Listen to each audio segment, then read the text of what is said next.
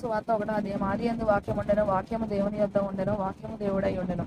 ఆయన ఆదియందు దేవుని యొద్ద ఉండెను. సమస్తమును ఆయన మూలముగా కలిగెను. కలిగి ఉన్నది ఏదియు ఆయన లేకుండా కలగలేదు. ఆయనలో జీవము ఉండెను. ఆ జీవము మనుషులకు వెలుగై ఉండెను. ఆ వెలుగు చీకటిలో ప్రకాశించుచున్నది గాని చీకటి దాన్ని గ్రహింపకుండెను. దేవుని యొద్ద నుండి పంపబడిన ఒక మనుషుడు ఉండెను. అతని పేరు యోహాను. అతని మూలముగా అందరూ విశ్వసించినట్లు అతడు ఆ వెలుగును గూర్చి సాక్ష్యమిచ్చుటకు సాక్షిగా వచ్చెను. అతడు ఆ వెలుగై ఉండలేదు గాని ఆ వెలుగును గూర్చి సాక్ష్యమిచ్చుటకు అతడు వచ్చెను. నిజమైన వెలుగు ఉండెను. అది లోకంలోనికి వచ్చుచు ప్రతి మనుషును వెలిగించుచున్నది. ఆయన లోకంలో ఉండెను. లోకం ఆయన మూలముగా కలిగిన గాని లోకం ఆయనను తెలుసుకొనలేదు. ఆయన తన స్వకీయుల యొద్దకు వచ్చెను. ఆయన స్వకీయులు ఆయనను అంగీకరింపలేదు. తనను ఎందరు అంగీకరించినో వారికి అందరికీ అనగా తన నామమునందు విశ్వాసం ఉంచిన వారికి దేవుని పిల్లలగుటకు ఆయన అధికారం అనుగ్రహించను. వారు దేవుని వలన పుట్టిన వారే గాని రక్తము వలననైనను శరీరేచ్ఛ వలననైనను మానుషేచ్ఛ వలననైనను పుట్టినవారు కాదు. ఆ వాక్యము శరీరధారి అయి కృపా సత్య సంపూర్ణుడుగా మన మధ్య నివసించిన తండ్రి వలన కలిగిన అద్వితీయ కుమారుడు లేక జనితైక కుమారుని మహిమ వలె మనము ఆయన మహిమను కనుగొంటిమి. యోహాను ఆయనను గురించి సాక్ష్యం ఇచ్చుచు, నా వెనుక వచ్చువాడు నాకంటే ప్రముఖుడు గనక ఆయన నాకంటే ముందటి వాడు ఆయన నీవు, నేను చెప్పిన వాడు ఈయనే అని ఎలుగెత్తి చెప్పాను. ఆయన పరిపూర్ణతలో నుండి మనం అందరము కృప వెంబడి కృపను పొందితిమి. ధర్మశాస్త్రం మోషే ద్వారా అనుగ్రహింపబడెను. కృపయు సత్యమును యేసుక్రీస్తు ద్వారా కలిగెను.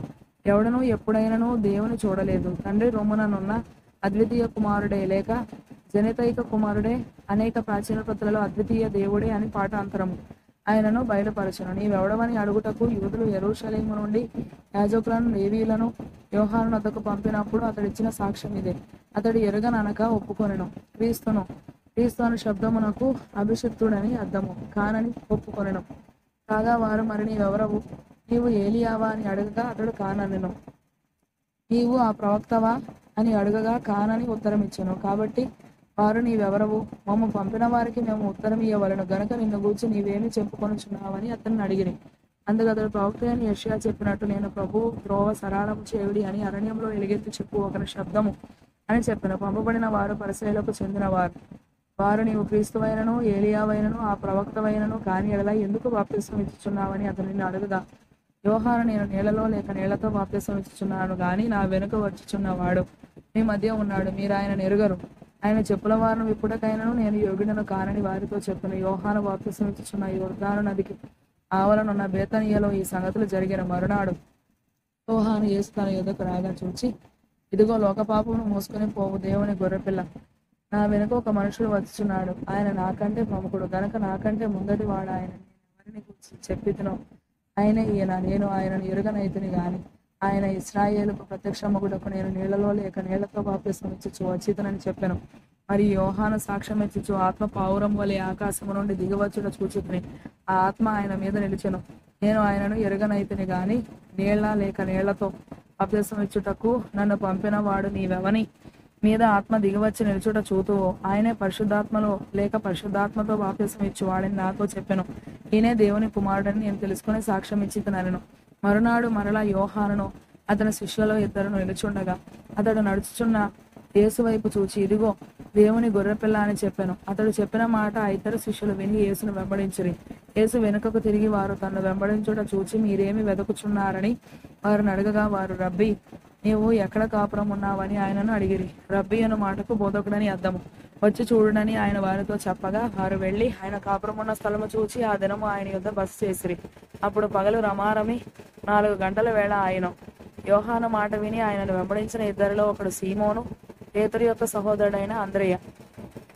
ఇతడు మొదట తన సహోదరుడైన సీమోనును చూచి, మేము మెస్సియాను కనుగొంటిమని అతనితో చెప్పి యేసునొద్దకు అతను తోడుకొని వచ్చిన. మెస్సియా అన్న మాటకు అభిషిక్తుడని మూల భాషలో క్రీస్తు అర్థము. యేసు అతని వైపు చూచి, నీవు యోహాను కుమారుడవైన సీమోను, నీవు కేఫా అనబడుదు అని చెప్పెను. కేఫా అను మాటకు రాయి అని అర్థం.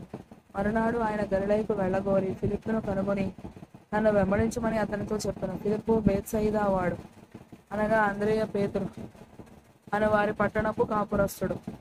ఫిలిప్పు బేత్సయిదా వాడు, అనగా అంద్రెయ పేతురు అను వారి పట్టణపు కాపురస్తుడు. ఫిలిప్పు నతనయేలును కనుగొని, ధర్మశాస్త్రంలో మోషేయు ప్రవక్తలను ఎవరిని గూర్చి రాసిరో ఆయనను కనుగొంటిమి. ఆయన యోసేపు కుమారుడైన నజరేయుడకు యేసు అని అతనితో చెప్పిన. అందుకు నతనయేలు, నజరేతులో నుండి మంచిదేదైనా రాగలదా అని అతను అడగగా, వచ్చి చూడమని ఫిలిప్పు అతనితో అనెను. యేసు నతనయేలు నతనయేలు తన యొద్దకు వచ్చుట చూచి, ఇదిగో ఇతడు నిజముగా ఇశ్రాయేలీయుడు, ఇతని యందు ఏ కపటమును లేదని అతని గురించి చెప్పెను. నన్ను నీవు ఎలాగూ ఎరుగుదు అని నతనయేలు ఆయనను అడుగగా, యేసు, ఫిలిప్పు నిన్ను పిలువక మునుపే నీవు ఆ అంజూరపు చెట్టు క్రింద ఉన్నప్పుడే నిన్ను చూచితనని అతనితో చెప్పెను. నతనయేలు, బోధకుడా, నీవు దేవుని కుమారుడవు, ఇశ్రాయేలు రాజువు అని ఆయనకు ఉత్తరమిచ్చాను. అందుకు యేసు, ఆ అంజూరపు చెట్టు క్రింద నిన్ను చూచితనని నేను చెప్పినందువలన నీవు నమ్ముచున్నావా? వీటికంటే గొప్ప కార్యములు చూద్దువని అతనితో చెప్పెను. మరియు ఆయన, మీరు ఆకాశము తెరవబొట్టయు దేవుని దూతల మనుష్య కుమారుని పైగా ఎక్కుటయ్యను దిగుటయ్యను చూతునని మీతో నిశ్చయముగా చెప్పుచున్నానెను.